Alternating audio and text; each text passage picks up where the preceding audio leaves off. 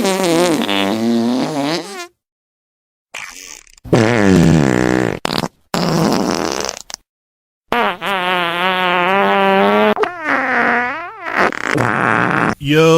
it's your boy, the Ghetto Wrestling Fan here. And if I want to be honest, I really could just end the video right now because you guys heard the passing gas all over the show, all over the flyer, all over the card for tonight's Smackdown. And that's pretty much what happened tonight. A lot of passing gas, a lot of trash matches, a lot of trash promos, and just wasn't entertaining tonight at all. Well, it's not entertaining. It hasn't been entertaining this whole year, so I can't just say tonight. Triple H passed gas on another episode of Smackdown. It was absolutely dumpster Dookie. It was Dookie juice with booty crumbs once again. Another week. This is trash every week. Every week is trash. So let's get into the show. So let's just get into the recap, everybody. Let's get this over with. I know, everybody. I know the pain that you got to go through listening to me talk about how trash the Triple Fraud has done another episode of Smackdown. And I don't want to seem like a hater, like I'm just hating on everything WWE do, and I'm just hating on Triple Fraud, and I just don't like the guy. No, Triple H is a legend. He was a legendary wrestler. As a booker, he's trash. He put out Dookie Juice every week, and it's just getting worse at this point. So let's start it off now. Joe Tessito need to be fired. Whatever his name is. I don't know if I pronounced his name right. Joe Tessito. Everybody know I'm talking about that. Now it's on SmackDown. He needs to be fired. The guy is extremely boring. He makes the show 10 times boring, 10 times trash. Okay, moving on. So we start the show off with Damian Priest. Damian Priest come out and cut one of the weakest promos he ever cut in his career. He came out and bragged about how him and Rhea Ripley defeated Zelina Vega and Alister Black last week on SmackDown, yada, yada, yada. He then interrupted by Zelina Vega, and she come out and basically tell him he's not on the level of Alister Black. So they go back and forth, insult. Alister Black then proceeds to attack Damian Priest. They brawl ringside. Damian Priest pulls out a table, and Alister Black put him through the table. As we continue, Alister Black attacks Damian Priest backstage and knocks him out with I forgot the name of his finishing move. Who cares? Moving on. So we move on to the Kabuki Warriors versus Last Legend and Nia Jax. Now, it was parts of this match I got to give people their props. The Kabuki Warriors had parts of this match where they did good with the high flying, and I was real impressed by Last Legend. She has potential in my book. Nia Jax flopped all over the ring. She just a mess. Like, what are we watching here? It just seemed like they wasn't compatible with each other. It seemed like they wasn't really flowing off each other. It started off kind of decent, then it got kind of sloppy and boring. After the match, of course, Last Legend and Nia Jax picked up the victory. You then got Alexa Bliss and Charlotte Flair come out, and this when it really got sloppy. It was one of the most sloppy displays I've ever seen in the women's division. Complete sloppy, complete boring. I don't think they should be calling this WWE anymore. World Wrestling Entertainment is a lie and is a scam. It's nothing entertaining about the show that we watch week after week. Every week is trash. Every week, Dookie Juice every week. They should call it WWB, World Wrestling Boring, because at this point, the show is boring. I'm not going to talk about the booking. It's just boring alone. It's not entertaining. You got all these jobbers coming out, flopping all over the ring. They barely can sell the moves. They not selling the moves right. And while they doing a poor job in ring, we have to listen to Joe Tessito on the announce table. We gotta listen to Joe Tessito put us to sleep.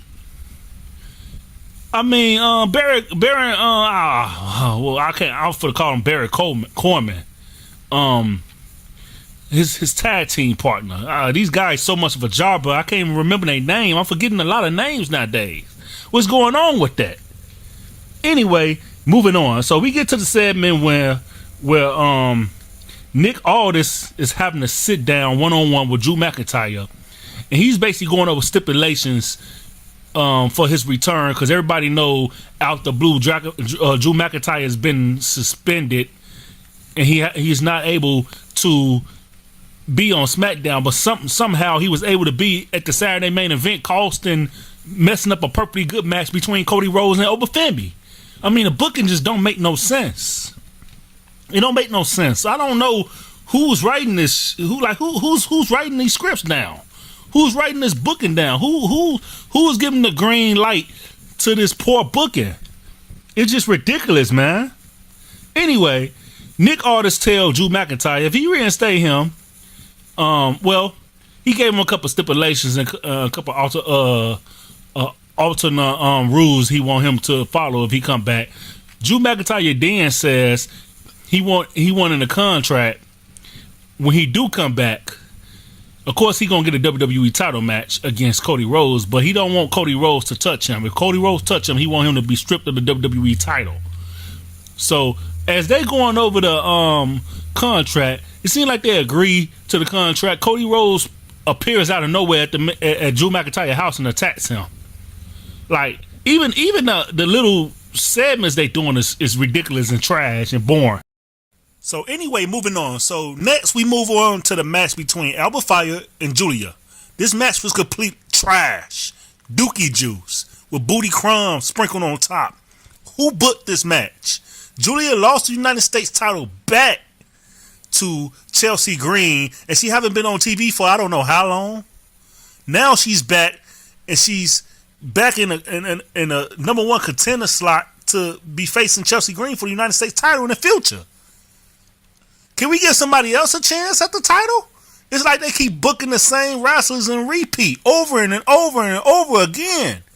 God, please. Triple H, whatever you guys did to piss Triple H off, y'all need to apologize because this is getting really, really ridiculous at this point. Like, it's not even funny no more. First it was funny calling them triple fraud and joking and cracking jokes and just having a good time, but it's not funny no more. It's starting to get really ridiculous. Well, it's been really ridiculous for the whole year 2025. Anyway, moving on. So Cody Rhodes then comes out and he cut one of the worst promos I ever seen him cut. Nick Aldis come out and he tell Cody Rhodes he basically forced his hand when he came to Drew McIntyre's house and attacked him. So he told him he's going to reinstate Drew McIntyre with a number one contender match for the WWE Undisputed Championship.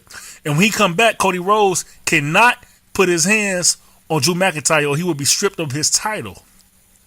And he told Cody Rhodes he's not above the rules. And Cody Rhodes then he responds by saying, I'm the WWE champion. I'm above everything. I beat John Cena. I beat Roman Reigns. I did this. I did that. I'm the guy. Complete overdramatic, corny, and not entertaining. Where's the entertainment aspect of the thing is at? Like, this supposed to be WWE, right? World Wrestling Entertainment. Where's the entertainment? The show is overly corny. From the announcer all the way to the only person I can say doing a good job is the referees, and they really don't have that much to do. Just call it a match. Like, it's ridiculous. Next match we got Hayes and Dragunov, Carmelo Hayes versus DIY. Now this match was I'll give it a C. Not gonna say it was trash. Not gonna say it was good. What I am gonna say is Carmelo Hayes has been on the main roster for I don't know how long, and he still haven't received a title match. He received a title match. He haven't received a title. So he went from competing with Hayes and Dragunov for the United States title to now teaming with Hayes and Dragunov. What is going on? This booking is all over the place. Who gonna tag with Hayes and Dragunov next week? Next week we're gonna have Scooby-Doo in the game in a tag team match against DIY. Like, I don't know. I was starting to think Triple H is booking this stuff so he can raise bait the fans so we can continue to make these videos about him. That's what I'm getting out of this. It's not making no sense. It's not entertaining. It's complete boring and complete dookie juice. Now we get to the match between the MFTs and the Wyatt family, or the Wyatt Six, or the Wyatt Sick, whatever you call these guys.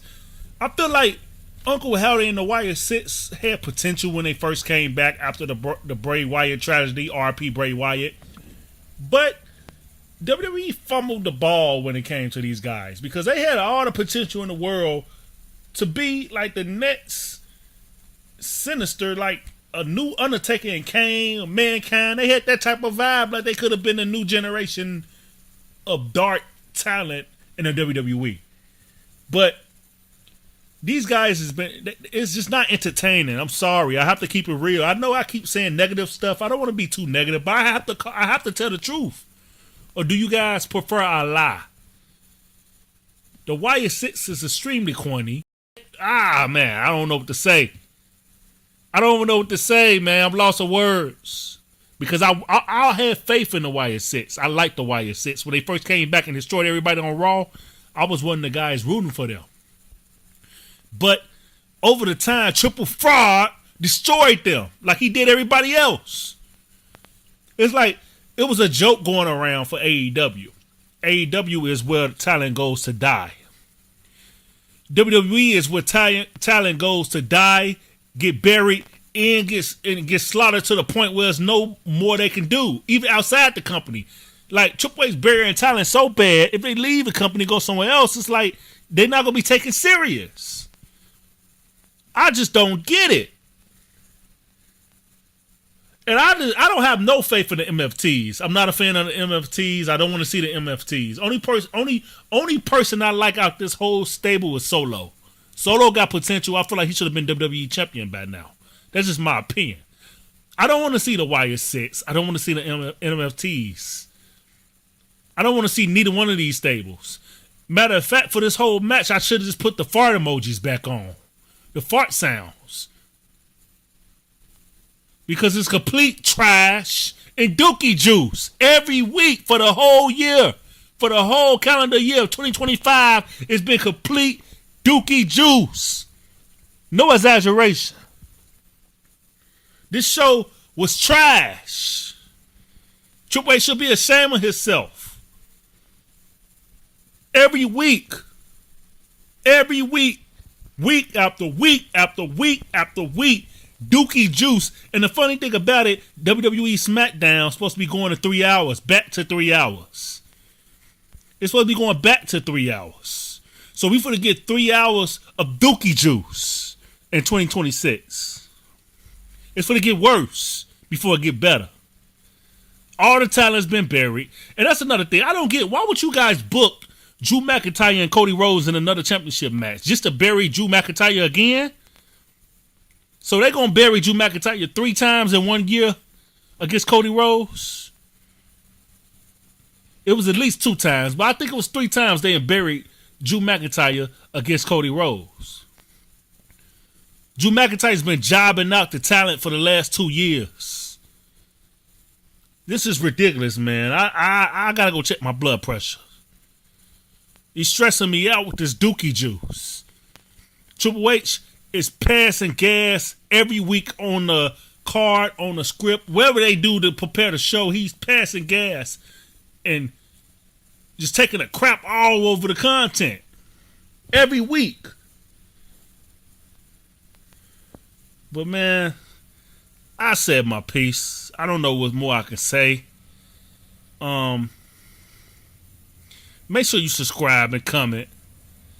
And I'll be back for Monday Night Raw, man. Hopefully Monday Night Raw is better, which I know that's going to be completely dookie juice too. Because this past Monday was dookie juice. Every week.